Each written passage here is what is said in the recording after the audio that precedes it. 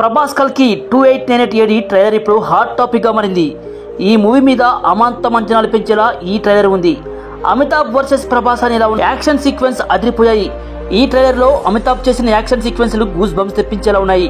ప్రభాస్ సైతం అదిరిపోయాడు. చాలా రోజులకు ఫ్యాన్స్కి నచ్చేలా యాక్షన్స్తో మెప్పించాడు.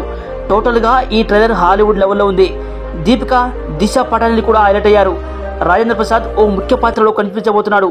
కాంప్లెక్స్ అంటూ బుజ్జి, భైరవ ఎపిసోడ్లతో కాస్త పరిచయం చేశాడు నాగాశ్విన్. అయితే భైరవ బుజ్జి పాత్రలను మాత్రమే అందరికీ చూపించాడు నాగాశ్విన్. కానీ దానికి మించే అలానే బ్యాక్గ్రౌండ్ కథ ఉందని ఈ ట్రైలర్ చూస్తే తెలుస్తోంది. అమితాబ్ పాత్ర ఈ మూవీకి హైలైట్లా ఉంది. ఇక ఈ ట్రైలర్లో చివరి షాట్లో కమల్ హాసన్ వచ్చాడు. మరో ప్రపంచం వస్తుంది అంటూ చెప్పిన డైలాగ్ అదిరిపోయింది. ఆర్ఆర్ యాక్షన్ సీక్వెన్స్, బుజ్జి చేస్తున్న విన్యాసాలు ఈ ట్రైలర్లో హైలైట్ అవుతున్నాయి. ఈ భూమి మీద మొదటి నగరం, ఈ భూమి మీద చివరి నగరం, కాశీ పైన నీళ్లుంటాయట. భూమిని మొత్తం పీల్చేస్తే అన్నీ అక్కడే ఉంటాయి. ఈ లోకంలో ఉన్నది కాంప్లెక్స్ ఒక్కటే. నీలాంటోడు ఎంతమందిని రక్షించగలరో తెలుసా? నేను రక్షించాల్సింది ఒక్కడినే.